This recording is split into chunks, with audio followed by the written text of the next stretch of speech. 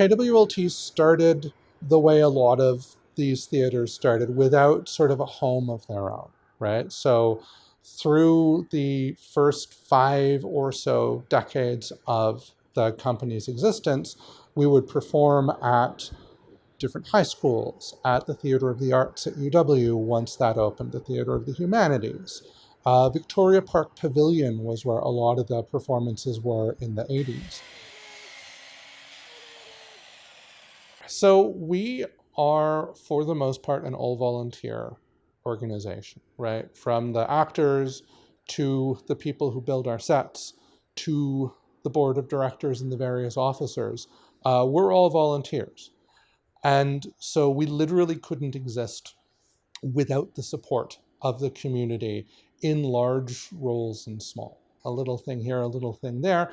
It all counts, right? It all matters to us. A lot of the other community theaters are very top-down driven. KWLT does this the other way around. Potential directors pitch shows that they're passionate about directing, and the directors will put together the teams as part of their pitch. So you have this baseline enthusiasm for the show. And one of the results is our season is a bit eclectic. So some seasons will have like comedies alongside really serious shows. I think that's actually good for a community theater. I will bite my thumb at them, which is disgrace to them if they bear it. Do you like it, Amanda, sir?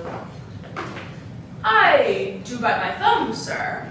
Do you like it, Amanda, sir? It's the law of our side. I say I. No. No, sir, I do not bite my thumb at you, sir. But I bite my thumb.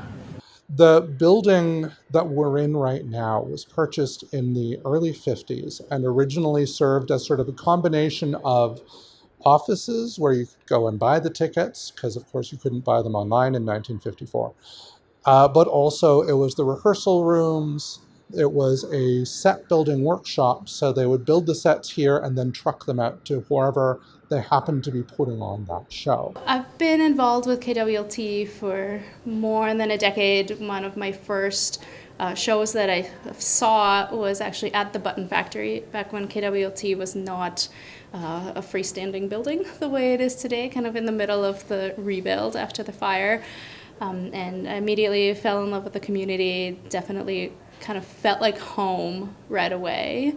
In July of 2002, there was an electrical fire that took out the entire front half of the building. So the theater used to be basically a 2-story house with a big box built on the back of it. We were left with this sort of burnt hull in the front of the building. The board at the time decided that no, it was worth trying to rebuild.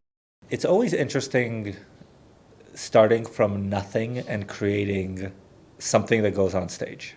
The process of putting in this effort and making this happen is so joyous. Like this, you get into the rehearsal room or backstage and there's a kind of energy that you don't experience anywhere else. Like we rehearse on a Friday night and there's nowhere else I would be on rather be on a Friday night. Honestly, I couldn't ask for anything more. This is truly one of the first times I've been in a group of people where I'm not afraid to be myself. It is an opportunity to practice skills that you might not practice otherwise.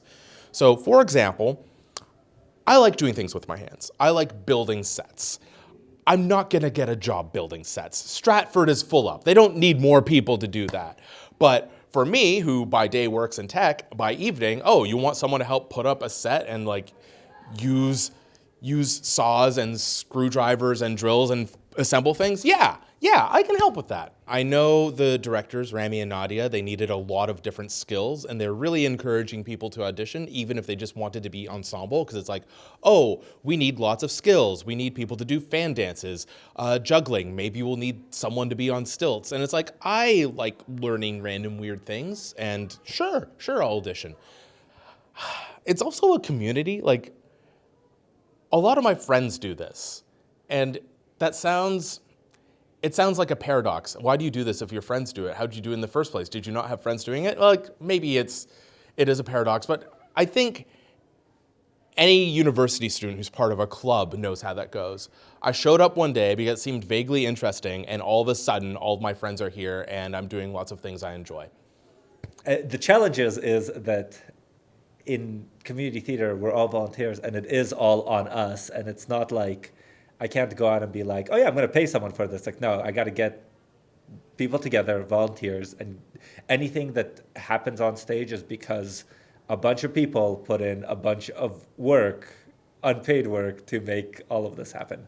It is becoming a little difficult in some ways for us to live up to our own ambitions. There's a lot of things that we would like to do with the community that we probably don't really have the volunteer effort to do right now. Right? One of the things that always happens is someone will come and say, hey, I have this great idea for something you should do. Right? And there's that disconnect of, here's an idea that you should do. And it's like, well, there isn't really an I and a you. It's kind of a we. So that's kind of what we need going forward.